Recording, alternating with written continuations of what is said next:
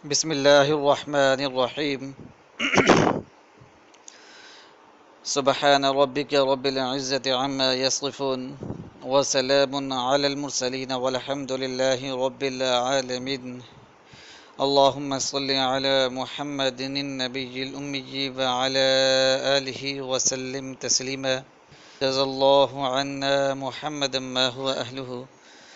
السلام علیکم ورحمۃ اللہ وبرکاتہ ومغفرتہ. سورۃ فاتحہ جو ہے یہ ام القرآن ہے، اس کو ام الشفا بھی کہتے ہیں. اس کے اندر جو ہے اللہ تعالی نے برکتوں کے، عظمتوں کے خزانے چھپا کر رکھے ہوئے ہیں.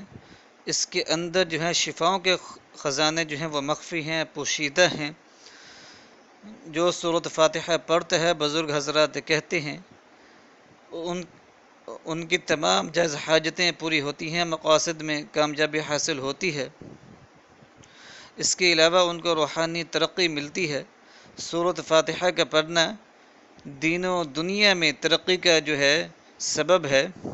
تو سورۃ فاتحہ اور آیت کریمہ یہ دو ایسے وظائف ہیں جو ان کو کرتا ہے اللہ تعالیٰ کے فضل و کرم کے ساتھ وہ دنیا اور آخرت میں جو ہے اس کو کامیابیاں ملتی ہیں. اس کے غم دور ہوتے ہیں، دکھ درد اور مصیبتیں دور ہوتی ہیں، پریشانیاں اور آفتیں جو ہیں وہ دور ہوتی ہیں، مصیبتوں سے نجات ملتی ہے، بیماریوں سے شفا ملتی ہے. بڑی سی بڑی مشکل سے بھی جو ہے وہ آسانی سے نکل جاتا ہے. ہر معاملے میں جو ہے وہ سرخرو ہوتا ہے، معاملات میں بہتری ہوتی ہے، حالات میں جو ہے سدھار پیدا ہوتا ہے. تو سورۃ فاتحہ جو ہے آیت کریمہ جو ہے یہ غموں سے نجات حاصل کرنے کے لیے نہایت ہی مفید اور مجرب وظائف ہیں. ان کے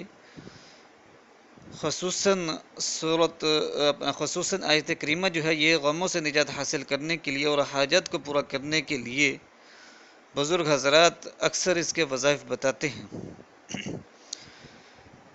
تو ایک وظیفہ جو ہے میں آپ کے لیے لے کر آیا ہوں. یہ نہایت ہی مفید اور مجرب وظیفہ ہے. کامل یقین جو ہے وہ شرط ہے کامیابی کے لیے. خلوص دل کے ساتھ اس کو پڑھیں، انشاءاللہ العزیز ایسے ایسے کام بھی جو ہے سر انجام پا جائیں گے جو آپ کو ناممکن لگتے ہوں گے. لیکن آپ نے اس سے پہلے یہ وظیفہ کرنے سے پہلے جو ہے آپ 2 رکعت نماز نفل توبہ پڑھیں اور اللہ تعالیٰ سے توبہ کر لیں. تمام جو آپ کے گناہ ہیں اس سے اللہ تعالیٰ سے استغفار کریں، اللہ تعالیٰ سے جو ہے معافی مانگیں. خصوصاً نمازیں جو آپ نے چھوڑ دی ہیں، جو زندگی میں چھوڑی ہیں، ان کے لیے اللہ تعالیٰ سے معافی مانگیں، اللہ تعالیٰ سے استغفار کریں اور قضا جو ہے وہ ادا کرنا شروع کر دیں. تو یہ جو وظیفہ ہے یہ سورۃ فاتحہ اور آیت کریمہ کا ہے.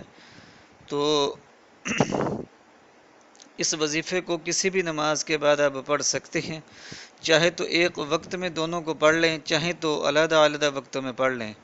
سورۃ فاتحہ کو اگر صبح کے ٹائم پڑھیں تو آیت کریمہ کو شام میں پڑھ لیں، یا آیت کریمہ صبح پڑھیں تو سورۃ فاتحہ شام میں پڑھ لیں، یا دونوں صبح میں پڑھ لیں یا دونوں شام میں پڑھ لیں یا دوپہر میں پڑھ لیں. کسی بھی وقت آپ اس وظیفے کو کر سکتے ہیں.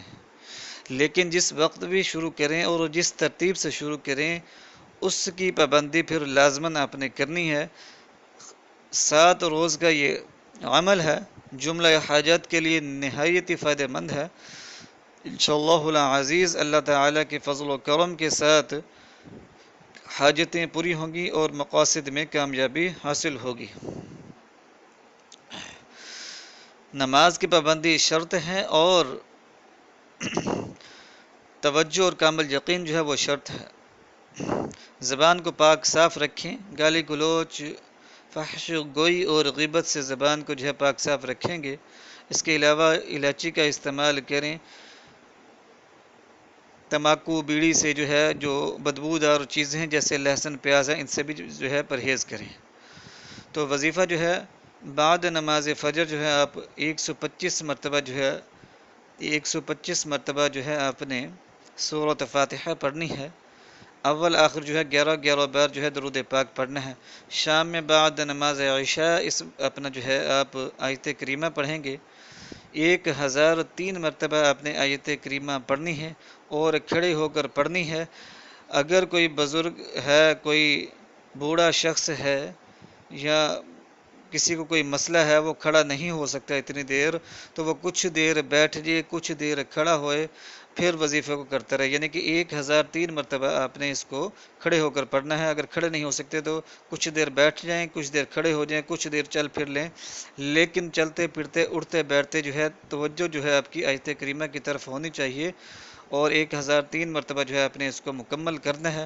تو آپ نے صبح کے ٹائم 125 مرتبہ سورۃ فاتحہ، شام میں 1003 مرتبہ جو ہے آپ نے آیت کریمہ پڑھنی ہے۔ چاہے تو اس کو دونوں کو جو ہے رات میں جو ہے بعد نماز عشاء ہی پڑھ لی، بعد نماز عشاء پڑھ لیا کریں، دونوں کو ایک ہی ٹائم میں پڑھ لیں، 125 مرتبہ سورۃ فاتحہ اور 1003 مرتبہ آیت کریمہ، چاہے تو الگ الگ ٹائم میں پڑھ لیں، چاہے تو سورۃ فاتحہ کو بعد نماز ظہر پڑھیں اور آیت کریمہ کو بعد نماز جو ہے عشاء پڑھ لیا کریں، یا چاہے تو آیت کریمہ اور سورۃ فاتحہ دونوں کو بعد نماز ظہر پڑھ لیں، لیکن جو بھی ٹائم مقرر کریں اور جو بھی ترتیب مقرر کریں پھر لازماً اس پر پابندی کریں، اس پر جو ہے اسی طرح پڑھیں جس طرح آپ نے وہ طریقہ چن لی ہے۔ 7 دن کا یہ عمل ہے انشاءاللہ العزیز، 7 روز کے اندر ایسے ایسے اثرات اور فوائد نظر آئیں گے کہ آپ حیران رہ جائیں گے۔ بعض حضرات کہتے ہیں کہ ہم نے وظیفہ کیا، اس کے ہمیں اثرات نظر نہیں آئے، ہمیں اس کا فائدہ حاصل نہیں ہوا۔ اس کی وجہ یہ ہوتی ہے کہ سال ہر سال سے جو ہے گناہوں میں مبتلا ہوتے ہیں، دل جو ہے وہ زنگ آلودہ ہو چکے ہیں، گناہوں سے سیاہ ہو چکے ہیں، تو جب تک وہ سیاہی نہیں مٹتی، وہ گناہوں کے زنگ نہیں اترتے، تو فوائد کیسے آپ کو نظر آئیں گے؟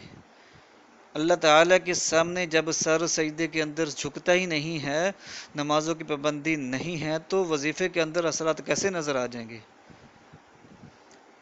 سال ہر سال گزر گئے ہیں، نمازوں کی پابندی نہیں ہے، کبھی ایک نماز پڑھ لی، کبھی 2 پڑھ لی، کبھی کوئی بھی نہیں پڑھی، تو اتنے بڑے بڑے گناہ کبیرہ کر چکے ہیں جن کی وجہ سے ان گناہوں کی وجہ سے جو ہے مشکلات اور پریشانیاں اور مصیبتیں آ رہی ہیں۔ ان گناہوں سے جب تک توبہ نہیں کریں گے تو وظائف کے اندر تاثیر کس طرح پیدا ہوگی؟ نماز کی پابندی نہیں کریں گے تو وظائف کے اندر تاثیر جو ہے وہ پیدا نہیں ہوگی۔ نماز کی پابندی کرنی ہے اور جھوٹ اور غیبت بدگوئی سے بھی محفوظ رہنا ہے۔ تو وظائف، دوسری بات جو ہے وظائف جو وہ کرنی ہے وہ خالصتاً جو ہے اس لیے کرنے ہیں کہ آپ کی یعنی کہ اللہ تعالیٰ کی رضا کے لیے، اور اس لیے کہ اللہ تعالیٰ راضی ہو جائے اور آپ کی حاجتیں پوری ہو جائیں اور دعائیں قبول ہو جائیں۔ اپنے فائدے کے لیے کرنے ہیں، اپنے فیملی کے لیے، اپنے گھر کے افراد کے فائدے کے لیے کرنے ہیں، کسی کو نقصان پہنچانے کے لیے نہیں کرنے، اور خلوص دل اور کامل یقین کے ساتھ کرنے ہیں، تو انشاءاللہ العزیز فوائد بھی نظر آئیں گے، ایسی ایسی تاثیریں نظر آئیں گی کہ آپ حیران رہ جائیں گے۔ جب سارا دن ہم جو ہے ٹیلی ویژن کے آگے بیٹھے رہیں گے، وظیفہ صبح کے ٹائم کر لیا، پھر کیبل لگا لی، سارا دن فلمیں دیکھی، ڈرامے دیکھے، نماز کی پابندی نہیں کی، غیبتیں کی، تو پھر وظائف کے اندر تاثیر کیسے پیدا ہوگی؟ تو ان چیزوں سے پرہیز کریں، وظائف کریں، انشاءاللہ العزیز اللہ تعالی فضل و کرم فرمائے گا۔ خصوصاً نماز کی پابندی نہ صرف اب کریں بلکہ وعدہ کریں کہ تا حیات جو ہے نماز کی پابندی کریں گے، انشاءاللہ العزیز مسائل ویسے ہی حل ہو جائیں گے۔ تو یہ وظیفہ کریں، اس کو صدقہ جاریہ سمجھ کر زیادہ سے زیادہ لوگوں تک شیئر کریں، یہ نہایت ہی مفید اور کامل اور مجرب وظیفہ ہے، تو اس کو کریں، انشاءاللہ العزیز مسائل حل ہوں گے، دعائیں قبول ہوں گی، حاجتیں پوری ہوں گی۔ وآخر دعوانا ان الحمد للہ رب العالمین۔